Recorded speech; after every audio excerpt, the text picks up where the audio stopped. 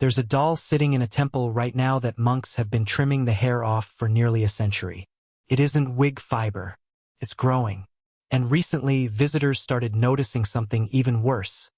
Its mouth is slowly opening. Think back to being a kid, the one toy or doll that felt less like an object and more like a real friend. In a small coastal town in Japan in 1918, that innocent kind of bond turned into one of the most well-documented hauntings ever recorded. And it's the reason you should think twice before naming a doll and treating it like family. This is the story of 17-year-old Kenji Arita and his little sister, Emiko. Emiko was turning 4, and Kenji desperately wanted to give her a birthday she'd remember. But the family had almost nothing. His father worked odd labor jobs to keep them afloat. His mother took in sewing work late into the night. Emiko had set her heart on one specific gift, a beautiful doll she could call her very best friend. Money was too tight and their parents had to say no. But Kenji couldn't stand watching his little sister's face fall like that. For an entire month, he took on small jobs after school, saving every coin, until he had enough to go looking for the perfect doll himself. In a market stall window, one doll stopped him completely. Unlike anything else on the shelf, dressed in a traditional red kimono, black hair cut just to her shoulders, and a strange, settled calm in her painted face. Her eyes looked too deep, almost like they were actually watching him back. Kenji bought her on the spot. When Emiko unwrapped her gift on her birthday, she was overjoyed. The doll got the best spot in her room, slept beside her every night, and earned a name of her own, Yuki. Emiko adored Yuki completely, combing her hair, bathing her, never letting her out of sight for long. But the happiness didn't last. Not long after, while playing outside, Emiko was bitten by a mosquito and came down with a violent case of malaria. She fought it as hard as a 4-year-old could, holding Yuki against her chest the entire time. And in the end, she didn't survive. In Japanese tradition at the time, it was common to cremate a loved one's favorite belongings alongside them.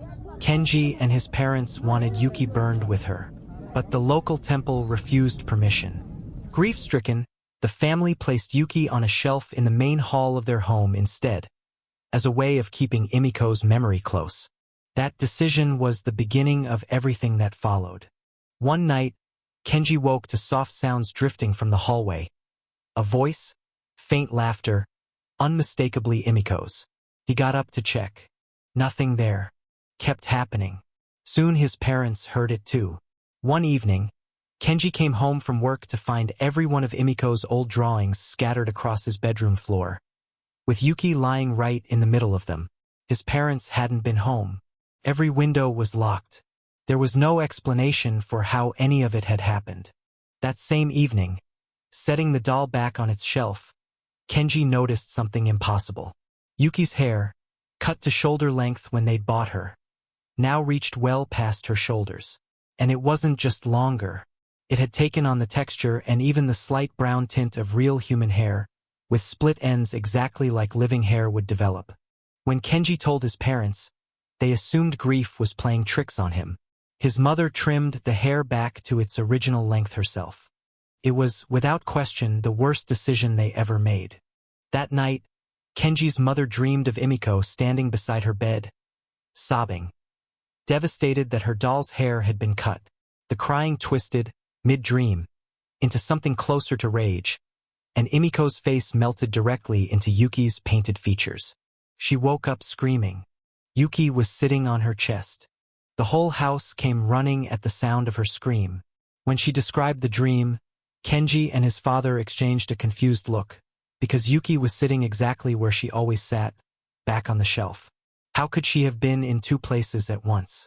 From that point forward, nightmares became a nightly occurrence for the entire family.